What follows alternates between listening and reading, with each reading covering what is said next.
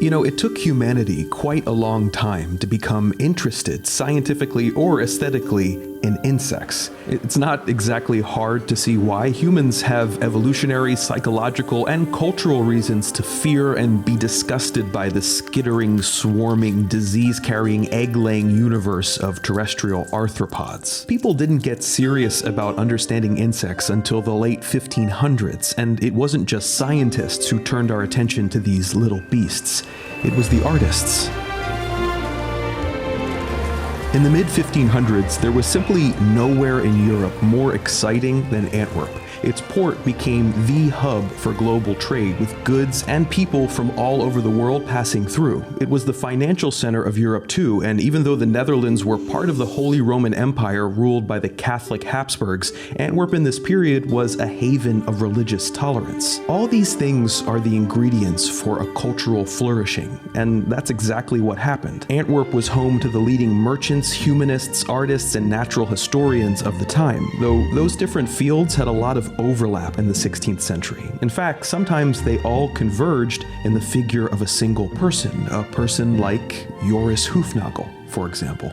Hoefnagel was both literally and in spirit a Renaissance man. Born to a family of wealthy merchants at the height of Antwerp's glory years, his comprehensive humanist education made him a polymath. He knew several languages, he wrote poetry, played musical instruments, he had an interest in trade, geography, natural history, and more.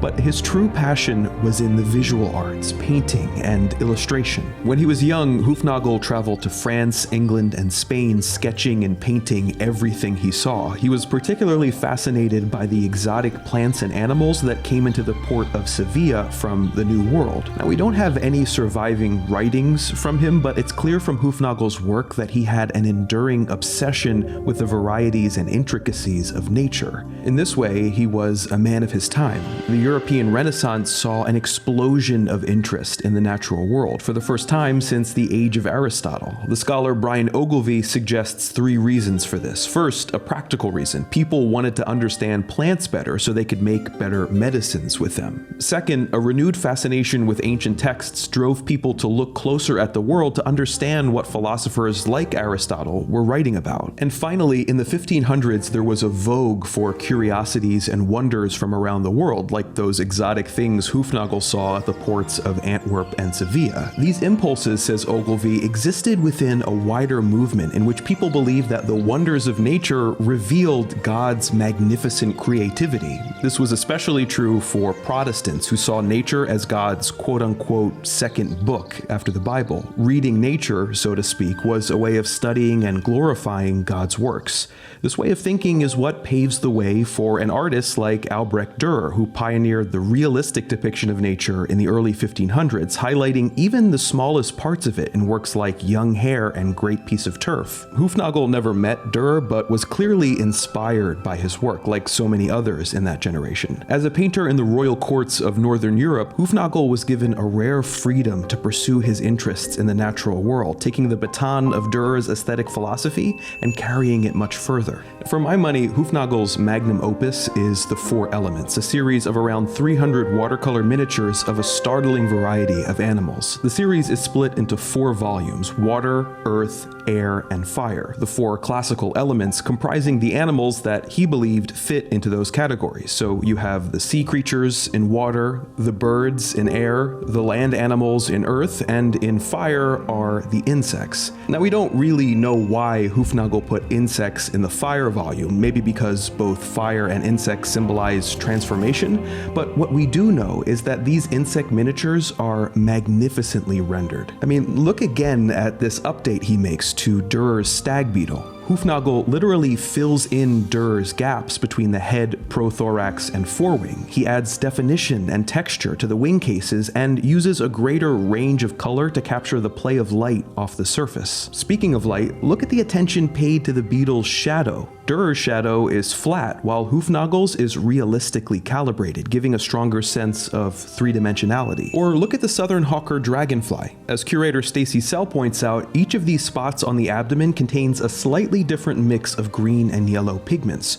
Hoefnagel isn't cutting corners here, he's taking pains to achieve precise detail. I mean, these wings are extraordinary. Not only is each areola individually shaped, but as Sell notes, Hoefnagel makes these minute brushstrokes at varying weights to show us the way light passes through the wing. Whereas many of the animals in the other volumes were copied from the work of other artists, the insects in the Fire volume were almost certainly drawn from life. We know that because in some cases Hoefnagel actually included part of the insect in his drawing. But we also know that because at this time there was simply no other book to copy from. What you're looking at here is the first book devoted to insects in history, almost a century before the rise of the microscope and more than a century before the emergence of entomology as a science. Is the Four Elements a work of science or a work of art? I don't know that the distinction would have made much sense to Hoefnagel, not in the way that it does to us anyway. He brought a natural historian spirit of investigation, categorization, and discovery to painting.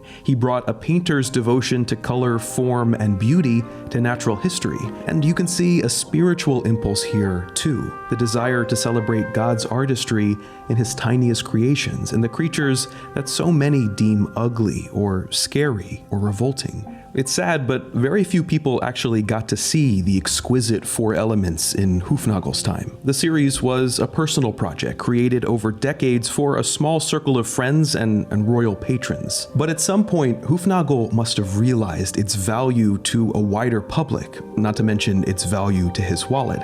So he worked with his teenage son Jacob to make another series of 48 intaglio prints called the Archetypa that grouped the animals from the Four Elements into creative, emblematic menageries. It was these prints that found their way into the hands of artists and naturalists across Europe, that found their way into collections, into natural history treatises, and ultimately into the collective consciousness of a culture growing rapidly more curious about how the world actually worked. Hoefnagel was both a subject and a source of that curiosity. He pushed our knowledge and our art forward, awakening us to the vastness of the universe at our feet.